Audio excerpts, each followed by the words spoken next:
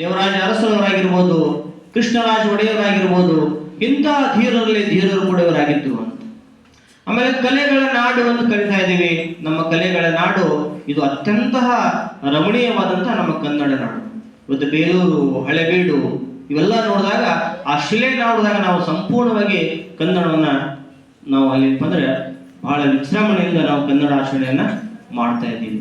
ವಿಶೇಷವಾಗಿ ಮುದ್ದು ಮಕ್ಕಳೇ, ನಿಮ್ಗೆ ಗೊತ್ತಿರಲಿ, ಅತ್ಯಂತ ಹೃದಯವಂತಿಕೆ ಭಾಷೆ ಯಾವುದಪ್ಪ ಅಂದ್ರೆ ಅದು ಕನ್ನಡ ಭಾಷೆ.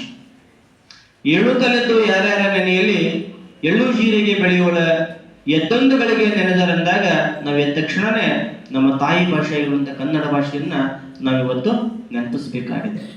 ಇವತ್ತು ಕನ್ನಡ ಬಹಳ ವಿಶೇಷವಾಗಿ ಅಮೆರಿಕಾದಲ್ಲಿ ಕೂಡ ಅಕ್ಕ ಸಮ್ಮೇಳನ ಅಂತ ಹೇಳಿ ಕನ್ನಡ ಭಾಷೆ ಸಮ್ಮೇಳನ ಕೂಡ ಆಗ್ತಾ ಇದೆ. ಹೀಗಾಗಿ ನೀವೆಲ್ಲ ಆ ಕನ್ನಡ ಭಾಷಾಭಿಮಾನವನ್ನ ನೀವು ನಿಮ್ಮ ಜೀವನ ಪೂರ್ತಿಯಾಗಿ ನಿಮ್ಮ ಉಸಿರು ಇರುವವರೆಗೂ ಕೂಡ ನೀವು ಕನ್ನಡಾಭಿಮಾನಿಗಳಾಗಬೇಕು. ಅದಕ್ಕೆ ಹೇಳ್ತಾರೆ, ಕನ್ನಡಕ್ಕಾಗಿ ಕೈ ಎತ್ತು ನಿನ್ನ ಕೈ ಕಲ್ಪವೃಕ್ಷವಾಗ್ತಾ ಇದೆ.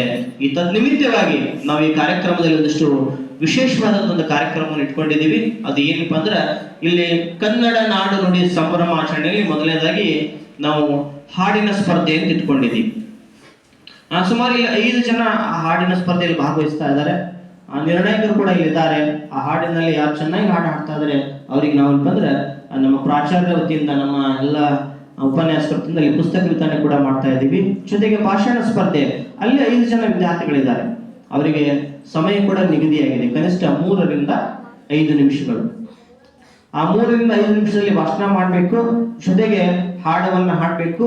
ಆಮೇಲೆ ಇಲ್ಲಿ ಟ್ರ್ಯಾಕ್ ಮೇಲೆ ಹಾಡೋರಿಗೆ ಅಲ್ಲಿ ಬಹುಮಾನ ಇಲ್ಲ, ಸ್ವಂತ ನಿಮ್ಮ ಧ್ವನಿಯನ್ನು ತೆಗೆದು ಇಲ್ಲಿ ಹಾಡವನ್ನು ಹಾಡಬೇಕು. ಮೊದಲನೇದಾಗಿ ನಾವೇನಪ್ಪ ಅಂದ್ರೆ, ಇಲ್ಲಿ ಕುಮಾರಿ ಭರತನಾಟ್ಯ ನಡೀತಾ ಇದೆ. ದಯವಿಟ್ಟು ವಿದ್ಯಾರ್ಥಿಗಳು ಸ್ವಲ್ಪ ಟೇಬಲ್ ಅನ್ನ